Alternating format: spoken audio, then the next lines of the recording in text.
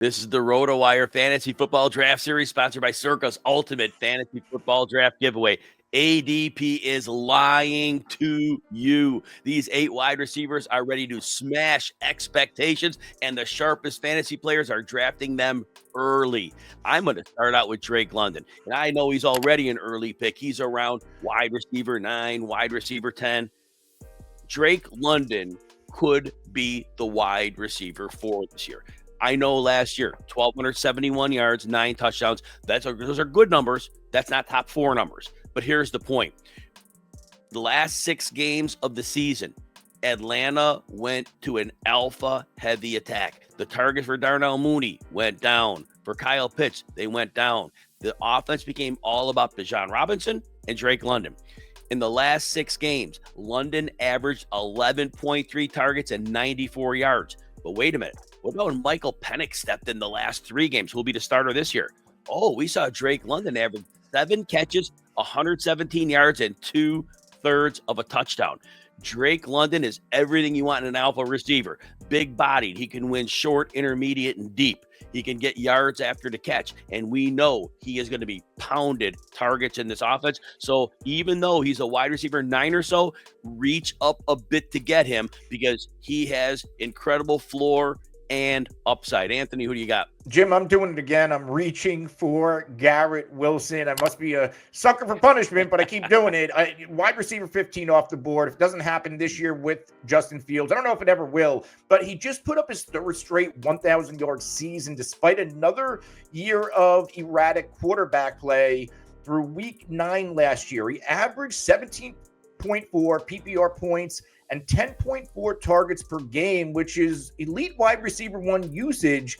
Then the Jets force-fed Davante Adams when he came to town, and the script flipped and the volume dipped for Garret Wilson, but Davante Adams is gone. The Jets didn't sign or draft any real wide receiver competition, which means Wilson is set to command a large target share once again, with Justin Fields under center. Now, Fields isn't perfect, but he and Wilson did play together in college. Fields also helped DJ Moore to a career season a few years ago, and Wilson is even more explosive with outstanding bursts. He never missed a game either, despite all the chaos around him. Wilson has never finished below 83 catches or 1,000 yards in his career. If the quarterback play is even average, we're looking at a locked and loaded wide receiver 1. My next player is wide receiver DJ Moore of the Chicago Bears. I just do not understand the fantasy community. Even though DJ Moore had a bad year last year, if you had him in a PPR league, it was close to 100 catches. It wasn't 1,000 yards, but it was close. He was more than fine at ADP in a horrible season. Well, this year, it's not going to be horrible. And you're getting him around wide receiver 20. You're going to reach up for him because somebody else in your draft is going to be smart enough to see this, that you probably have a borderline wide receiver 1 here. DJ Moore's been in Chicago 2 years. Now it's his 3rd. You'll see about 140 targets. And that number could go up. And you have seen it's most seasons of his career. It's at least 1,100 yards. Last year, he missed that. We've seen better touchdown totals than earlier in his career. That's become a thing. 85th percentile yards after the catch. He doesn't miss time. It's been 4 years. He has played every game. Now with Ben Johnson in town, Caleb Williams has protection. DJ Moore's not just going to be the bubble screen king anymore. He's going to see legitimate alpha usage.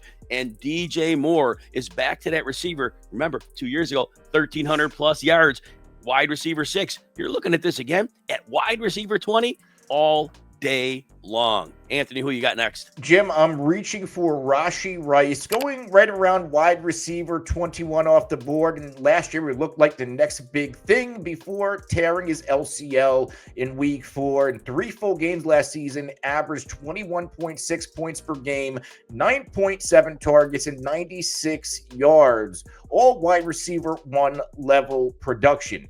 He also posted 96th percentile yak rate, blending elite burst with physicality after the catch. His average depth of target rose in 2024, signaling a more versatile role in this Kansas City passing attack. Now, there are concerns. pending suspension related to those legal troubles, but that might not happen this season. Once again, there's also target competition with Xavier Worthy and Hollywood Brown. But what do we know? That Andy Reid said that Rice is on track for training camp, and we know Patrick Mahomes locks onto reliable weapons when it matters. The offense doesn't need a traditional alpha, just somebody that Mahomes trusts. Rice has already proven that, and if the legal situation delays suspension until 2026, you could be getting a wide receiver 1 at a rough wide receiver 2 price. All right, fantasy football legends, how about taking your draft to Las Vegas? The Circa Resort and Casino is giving one lucky league the ultimate fantasy football experience, a 2-night stay, a VIP party at the Legacy Club, and your draft at a private cabana at Stadium Swim. Talking limo rides, massive screens, DJs, and even your own booth at the world's largest sportsbook. I have been there. I have enjoyed this experience. It is world altering. You must be 21 or older. Get the details at circalasvegas.com. If you're going to draft like it matters, only at Circa. My next wide receiver is Chris Godwin, going outside the top 30 receivers. And again, just don't understand. Last year, he was on pace for a 1,200 plus yard season. He dislocated his ankle in week 7, but in those games, he was healthy. He was dominant, at least 11.6 PPR points, but 3 of those over 22 PPR points. I know that Liam Cohen was the coach last year, and I know Liam Cohen is no longer there. Josh Grizzard has moved up the chain. Regardless, Baker Mayfield's a veteran quarterback. He has great chemistry with Chris Godwin and Mike Evans. That is going to continue. Because Cohen's gone doesn't mean Baker Mayfield's going to forget Chris Godwin, and there is no coach foolish enough to tell Godwin, you're going back full-time to the outside, not after the success that they all saw. This is a player who has been a superstar. He has had some injury concerns, but where you're getting him in late in drafts after just around wide receiver 30, reach up a few spots to get him, because again, healthy season, you could be looking at 12 or 1,300 yards, and that could be, again, wide receiver 1 territory. Anthony? Jim, I am reaching for Chris Olave, wide receiver 35 off the board, and he's the classic post-hype breakout player. Had back-to-back 1,000-yard seasons when healthy, and in 6 full games last year, cleared 81 yards 4 different times, including 2 wide receiver 1 weeks. Despite dealing with a few concussions and spotty quarterback play from Derek Carr. Now, the Saints offense belongs to Kellen Moore, which I love, and Moore just said recently that Olave is going to have a huge impact. There's almost no target competition outside of Kamara and Rashid Shaheed, and Olave has the profile of an elite wide receiver 1, 4.39 speed, top 80th percentile agility and explosiveness, and 25% of his snaps in the slot last season. Now, the concussion history is scary. It's real, but you are paying wide receiver 3 price for a guy with top 15 upside in PPR scoring formats. And if Moore's system works, even with the rookie quarterback, Olave could easily crush his ADP. My next receiver is Calvin Ridley. And full disclosure, I have never been on Calvin Ridley until this season. Calvin Ridley has barely nicked 1,000 yards in 2 straight seasons, but he is going just outside the top 40 receivers. And here's what I like. Ridley has had terrible quarterback play. I know he had Trevor Lawrence for a while, and 2 years ago, Trevor Lawrence did not play well. And then last year, we know Will Levis not really getting it done. Mason Rudolph. Ridley still got 1,000 yards both year. That said, his targets were up after the bye last week. The coaching staff got him 7.8 targets per game.